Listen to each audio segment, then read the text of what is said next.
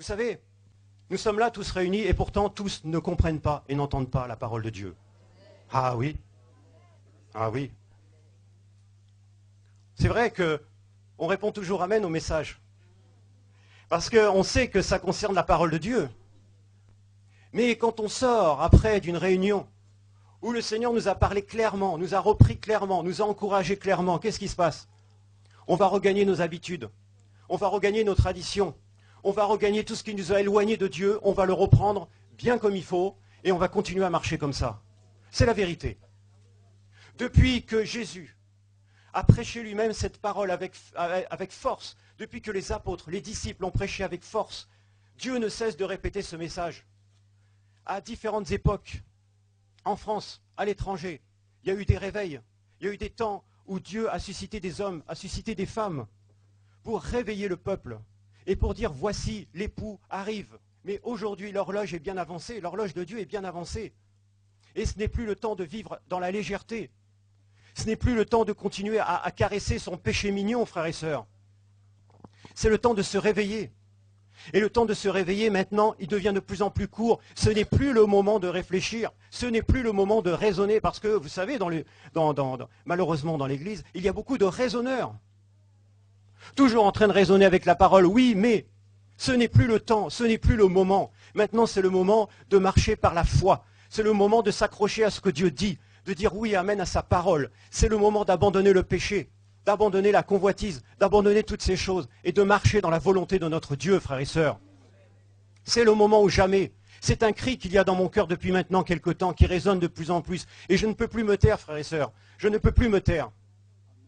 Alors bien sûr, des hommes se lèvent et commencent à nous faire la guerre. On est habitués. On est habitués, oui ou non? Tous ceux qui vivront pieusement en Jésus-Christ seront persécutés. À partir du moment où la parole de Dieu est prêchée, alors la fausse église se lève. Cette église apostate se lève. Cette église qui vit dans la cupidité, dans le mensonge, dans l'idolâtrie se lève. Et c'est ce qui se passe aujourd'hui. Hier soir, j'étais en Normandie. Nous étions dans une réunion et des pasteurs sont en train de se lever, en train de nous accuser faussement, de nous traiter de gourous de tous les noms. Alors que eux, certains, ont divorcé 9 fois, frères et sœurs. Des pasteurs. Et bien sûr, à chaque fois, ils sortent ils reprennent une femme qui est beaucoup plus jeune qu'eux, c'est bizarre. Oui, frères et sœurs, l'heure est grave. L'heure est grave. Et aujourd'hui, plus que jamais, l'Église est divisée en deux. L'Église visible, je parle. Elle est divisée en deux. Il y a les vierges sages et il y a les vierges folles, insensées, stupides. Pourquoi? Parce qu'elles ont cette lampe. Elles ont cette lampe, ces vierges folles. Elles ont la lampe, mais il n'y a pas d'huile. Frères et sœurs, c'est grave. Pourquoi? Parce que Jésus ne prévient pas. Il ne prévient pas de l'heure, de l'instant de son retour. Et le jour où il va revenir, ça va être trop tard. Ce ne sera plus le moment, on ne pourra plus aller chercher de l'huile, on ne pourra plus prendre le temps de se repentir de son péché, de revenir devant la face de Dieu et de reprendre le cours de sa vie chrétienne normale. Voilà ce qui se passe dans l'Église. Alors il y a ce cri qui résonne. Il y a ce cri qui résonne, les vierges sages. Les vierges sages, ce sont celles qui se sanctifient. Ce sont celles qui se préparent. C'est grave, frère. Pourquoi? Nous savons que l'huile, dans les vases, représente le Saint-Esprit, la présence de Dieu, dans le cœur d'un enfant de Dieu. Mais nous savons aussi, d'après l'épître aux Éphésiens, qu'on peut attrister l'Esprit de Dieu. Quand un enfant de Dieu commence à pécher, qu'est-ce qui se passe? Le Saint-Esprit vient nous convaincre de pécher. Et quand il vient nous convaincre de péché, il y a deux solutions. Soit on se repent de notre péché, et dans ces cas-là, le Seigneur nous bénit, le Seigneur nous pardonne, et puis on se relève et on continue à avancer avec le Seigneur. Ou soit on résiste. Soit on résiste, on écoute les messages. Tous les samedis, on vient dans la réunion de réveil, parce que, effectivement, il y a des choses qui se passent, on écoute les messages, mais on ne les comprend pas, on ne les assimile pas, on ne les met pas en pratique. Frères et sœurs, c'est grave parce que le Seigneur nous prévient. Il nous prévient aujourd'hui de plus en plus. Et la conviction de l'esprit se fait jusqu'à un certain temps. La patience de Dieu a une certaine limite. Au bout d'un moment, qu'est-ce qui se passe? Et la parole nous dit comme ça, dans la première épître aux Thessaloniciens, chapitre 5, il nous est dit qu'au bout d'un moment, on éteint l'esprit. Vrai ou pas? On éteint l'esprit. La lampe est toujours là, mais il n'y a plus d'huile. C'est ce qui se passe pour ces vierges folles. Elles en sont à ce stade, frères et sœurs. Et c'est ce stade dans lequel l'Église se trouve. Et malheureusement, il y en a qui ont été beaucoup plus loin, qui sont morts carrément spirituellement. Il est temps de se réveiller. Il est temps de se secouer. Et aujourd'hui, si le Seigneur me pousse à parler de la sorte, il n'y a pas que moi, il y en a plein d'autres.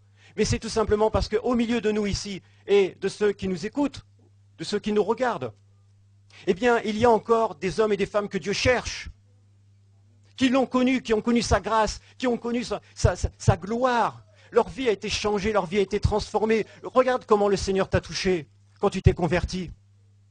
Regarde comment il t'a sorti de tes difficultés, de tes problèmes. Il t'a guéri, il t'a rétabli, il t'a sauvé. Il t'a fait voir des choses ineffables, des choses merveilleuses. Et tout simplement, eh bien, à cause de la légèreté, eh bien, tu t'es éloigné de Dieu. À cause de la légèreté, tu n'entends plus la parole de Dieu. Et c'est ce qui se passe parce que l'huile commence petit à petit à manquer. De plus en plus, elle manque, jusqu'au moment où il n'y a plus d'huile du tout dans ce vase. Là, eh bien, l'esprit est éteint. La troisième partie, c'est quoi? Eh bien, c'est tout simplement que Dieu vient retirer le chandelier de sa place. Comme il le dit, eh bien, l'église d'Éphèse, dans le chapitre 2 de l'Apocalypse. Ça veut dire que cette fois-ci, on retire carrément, on retire l'esprit. C'est fini. Quelle est la possibilité de salut?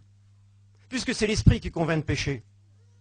Alors, avant d'arriver à ce stade-là, je crois qu'il faut vraiment qu'on se réveille et qu'aujourd'hui encore, on abandonne le péché, qu'on ne sorte pas d'ici sans avoir abandonné le petit copain, la petite copine, sans avoir délaissé le concubinage, sans avoir délaissé toutes ces choses qui déplaisent au Seigneur, qui attristent l'esprit, qui nous éloignent de Dieu. On ment aux impôts, on triche à la CAF. Frères et sœurs, vrai ou pas? Aujourd'hui, il faut dénoncer ces choses. Quelqu'un, justement, s'est levé hier soir pendant cette réunion, me disait, mais qui vous êtes pour dénoncer ces choses? Qui vous êtes pour juger? Mais Paul nous dit carrément, dans 1 Corinthiens 5, il nous dit quoi? Il nous dit, ceux du dehors, ce n'est pas à nous de les juger, Dieu s'en charge. Mais ce sont ceux du dedans, ceux qui se proclament chrétiens, enfants de Dieu, et qui font n'importe quoi. Et c'est à nous de se lever, disciples. On n'a pas besoin d'avoir un titre, une fonction, mais chacun d'entre nous, disciples de Jésus-Christ, on doit se lever et dénoncer, proclamer cette vérité. Ne participez pas aux œuvres infructueuses des ténèbres, mais plutôt condamnez-les. Le grec nous dit aussi, dénoncez-les, dévoilez-les et corrigez-les. Amen ou pas? Alors, c'est la parole de Dieu, on ne peut que dire amen, c'est vrai. Mais maintenant, est-ce que notre vie change? Faisons-nous partie des vierges sages? Faisons-nous partie des vierges folles? La question, il faut se la poser cet après-midi, aujourd'hui. Il faut se la poser. Où est-ce que je me situe aujourd'hui? Parce que si j'entends, si je suis là dans cette salle, si je suis en train de regarder cette émission devant mon ordinateur, c'est peut-être parce que le Seigneur veut que j'entende encore cette parole. Le hasard n'existe pas dans le royaume de Dieu. Ah ben oui. Donc ça veut dire qu'il y a encore une place pour moi. Ça veut dire que le Seigneur encore m'appelle par son esprit. Il me tend la main. Donc ça veut dire ne quitte pas ce lieu. Ne quitte pas ce lieu sans avoir abandonné le péché. Ne quitte pas ce lieu sans avoir abandonné ce qui te retient captif. Et tu es devenu esclave de ça. Le mensonge. Le mensonge, c'est le sport national malheureusement de l'Église. Hein, je vous dis, c'est terrible. Les chrétiens mentent. Les chrétiens trichent. Et ça, il faut en sortir. Parce que, autrement, c'est fini. C'est fini. Le temps est court, c'est fini. Vous savez, dans Matthieu 11,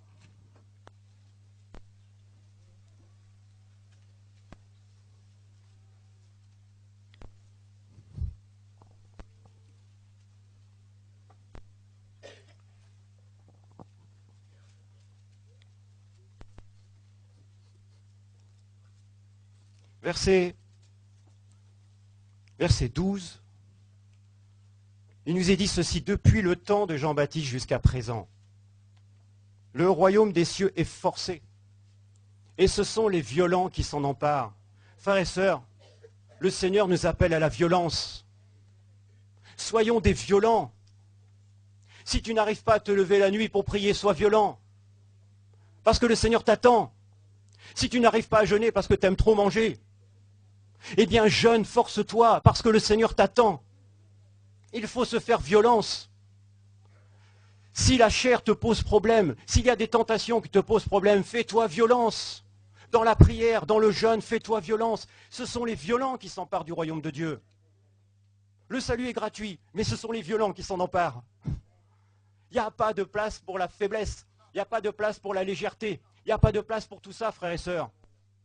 Il n'y a pas de place.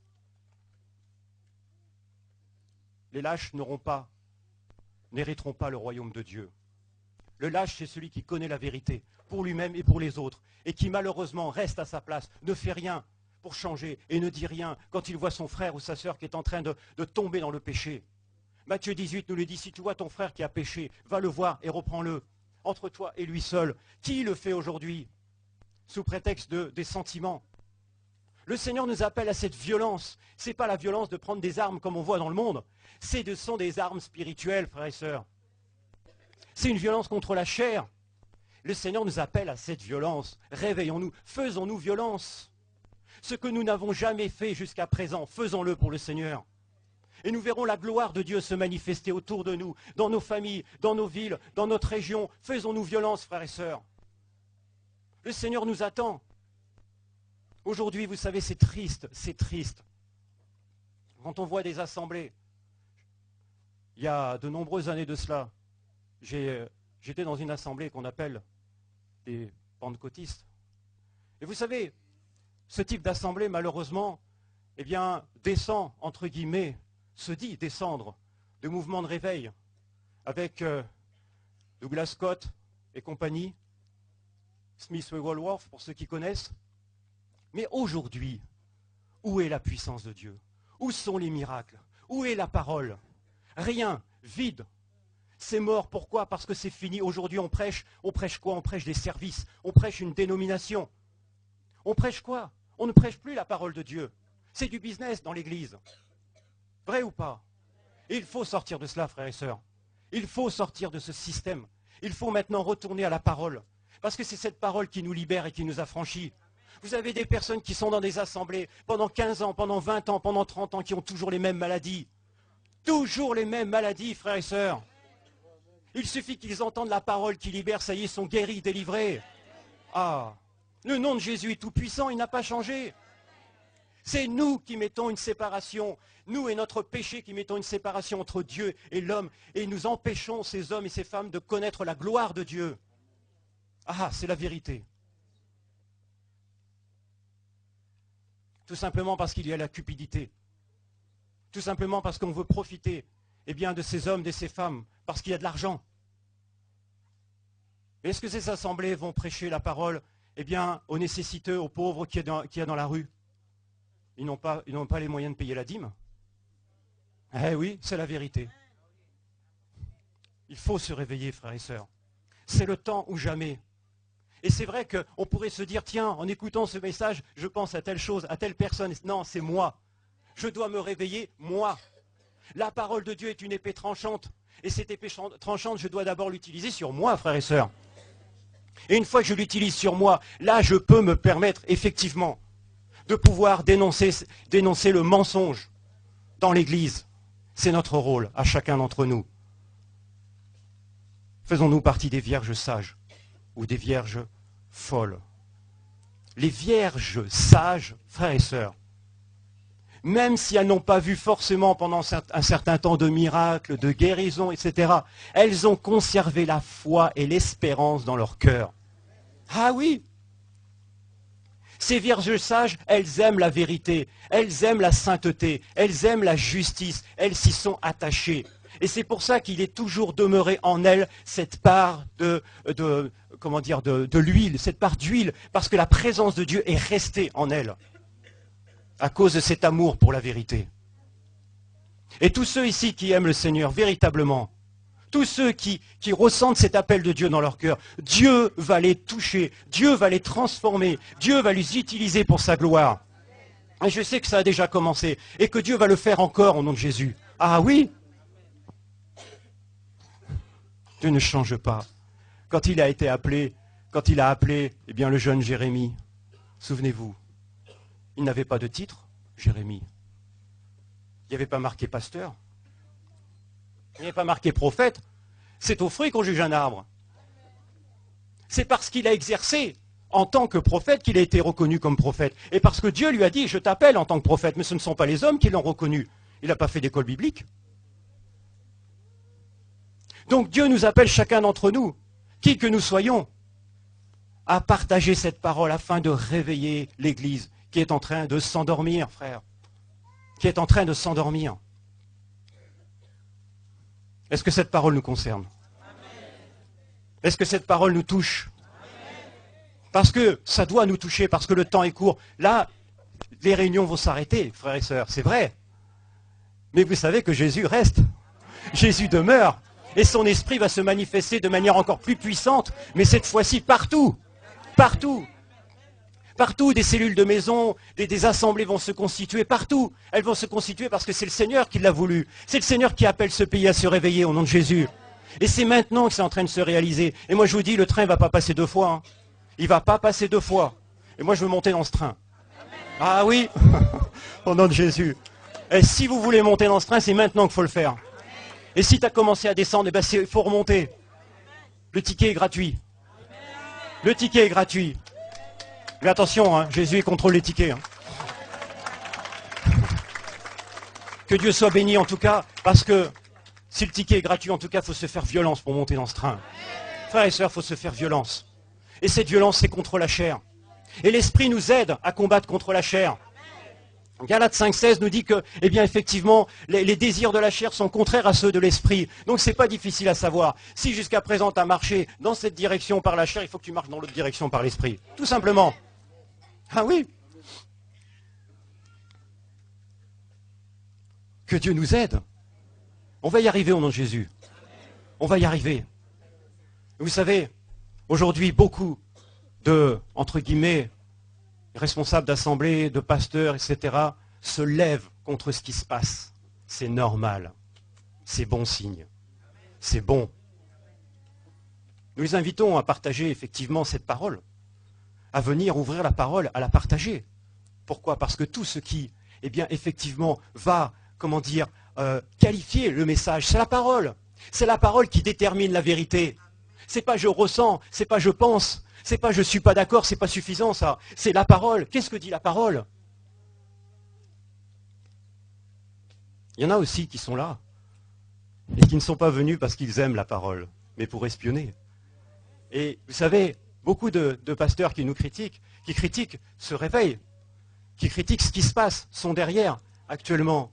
Leur ordinateur regarde. Et puis après, ils repèrent dans l'assemblée. Ils repèrent qui est venu, les brebis. Comment ça se fait que tu es venu dans ces réunions? C'est ce qui se passe aujourd'hui, frères et sœurs. Il faut le dire. Il faut le dire. Dieu est en train de juger son peuple. Là, le jugement de Dieu commence par sa maison. C'est pour ça qu'aujourd'hui, le jugement est tombé sur certaines personnes qui luttent contre ce que Dieu est en train de faire. Même Gamaliel était plus sage qu'eux. Ah oui. Parce que Gamaliel, il a dit comme ça, hein. Si cette œuvre vient de Dieu, elle ne se détruira pas. Ne prenez pas le risque de combattre contre cette œuvre. Si elle n'est pas de Dieu, elle va disparaître. Même lui, il était plus sage. Soyons sages, frères. Vierges, sages. Cette sagesse de Dieu qui est une folie pour l'homme. Frères et sœurs, la parole nous dit que la prédication de la croix est une folie pour ceux qui périssent. Elle est une folie pour beaucoup de ceux qui se proclament chrétiens, apôtres, docteurs. Elle est une folie aussi pour eux. Et quiconque aime ce message devient fou. Et moi, le Seigneur me rend fou. Et je prie pour qu'il me rende encore plus fou. Frères, sœurs. Parce que Dieu soit béni, parce que cette folie-là, je vous dis, elle Elle nous démontre, enfin, avec cette fourrière, on voit des choses que jamais on n'a vues auparavant. Jamais. Vous savez, depuis tant d'années que nous prions pour ce pays, je me suis repenti devant Dieu. Je tiens à le dire, je me suis repenti devant Dieu parce que j'ai dit, Seigneur, les Français sont trop durs. Et je sais que je ne suis pas le seul à l'avoir dit. Eh oui.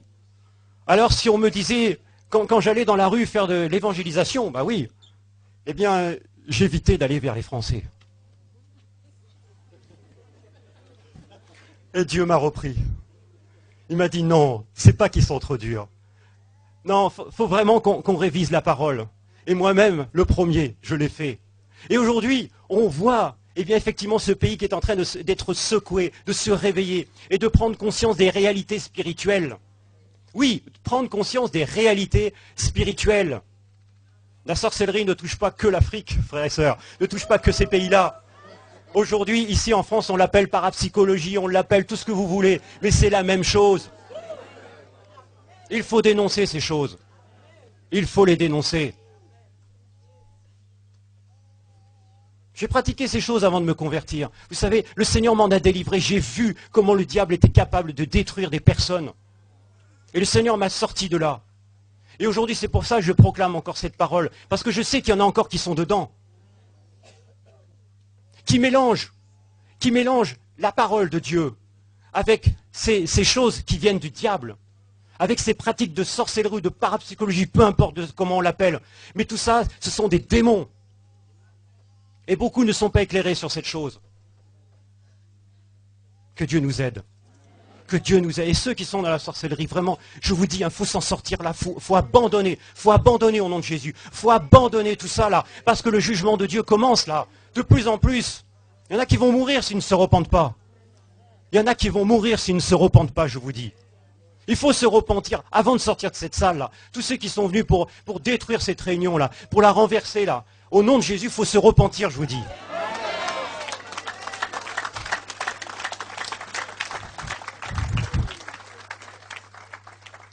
Jésus ne rigole pas, je vous dis. Dieu est amour, mais Dieu est justice. Et son amour se termine toujours par sa justice. Frères et sœurs, ne rigolons pas avec Dieu. Quand Dieu nous avertit, plions les genoux devant lui. Confessons notre péché. Il est fidèle et juste pour nous pardonner. Mais le problème, c'est qu'au bout d'un moment, qu'est-ce qui se passe? Vous connaissez ce passage d'un Thessaloniciens de 11 qui nous dit comme ça que, eh bien, Dieu envoie une puissance d'égarement à ceux qui résistent, ceux qui résistent, ceux qui résistent. Cette puissance d'égarement, cet énergeia en grec, c'est une puissance contre laquelle on ne peut rien faire. C'est fini. Et le mot égarement, frères et sœurs, soyons très attentifs, le mot égarement, en grec, c'est planéo. Planéo, on le retrouve dans le livre de Jude, au verset 13. Eh bien, c'est le mot égarement. C'est un mot qui signifie vagabonder. Et vous savez, planéo a donné le mot en français planeur. Et vous savez, le propre d'un planeur, c'est quoi? C'est tout simplement que le planeur, eh bien, il n'a pas son propre moteur. Il n'a pas de moteur, il n'a pas d'hélice. Donc ça veut dire que lui, il ne peut voler qu'à partir du moment où il est tiré par un câble avec un avion devant lui. Vrai ou pas? Mais le problème, c'est que le planeur, il ne fait pas de bruit, il est tranquille. On ne le voit pas, on ne s'en aperçoit pas, il peut passer au-dessus de notre tête, on n'entend rien du tout. Ah, pour ça, il est tranquille. Mais le problème, c'est qu'à partir du moment où le câble est coupé, est-ce que vous croyez que le planeur va pouvoir voler très longtemps? C'est fini, sa destinée, c'est sur le sol, il va s'écraser. C'est fini, il ne pourra plus voler. Et le problème, c'est que planéo, tous ceux qui ont reçu cet esprit d'égarement ne s'en rendent pas compte. Ils ne se rendent pas compte que le câble a été coupé. C'est fini. Mais par contre, ils sont en train de descendre, descendre, descendre, descendre, descendre, jusqu'à temps de toucher le sol, c'est fini pour eux. Regardez Pharaon, est-ce qu'il a pu faire quelque chose contre cette puissance d'égarement? Rien. Et d'autres encore. Frères et sœurs, avant que cette puissance d'égarement n'en touche plusieurs, repentons-nous. Et je vous dis, frères et sœurs, repentons-nous. Repentons-nous. Parce que le temps est proche. Le temps est très proche. Ce n'est plus le moment de raisonner. Ce n'est plus le moment de se divertir. Ce n'est plus le moment de vivre dans la légèreté. Mais c'est le temps de se repentir, frères et sœurs. Le temps de se repentir. Vous savez, le message n'a pas changé depuis Jean-Baptiste. C'est le même. Repentez-vous, car le royaume des cieux est proche. Repentez-vous. Est-ce que ça va? Je sais que cette parole touche plusieurs personnes. Parce que certains viennent par curiosité. Mais le Seigneur, vous savez, il profite de cette curiosité pour parler encore au cœur. Ah oui, il ne va pas vous laisser repartir comme ça, hein, c'est pas terminé. Hein. Ça, c'était une première couche, mais vous allez voir l'autre. L'autre couche, là, ça va être quelque chose. Et le Seigneur va encore bouleverser des vies, changer des vies, transformer des vies, en guérissant, en délivrant. Ah, notre Dieu est tout-puissant. Amen ou pas? Amen. Eh bien, que son nom soit béni, frères et sœurs, que son nom soit béni.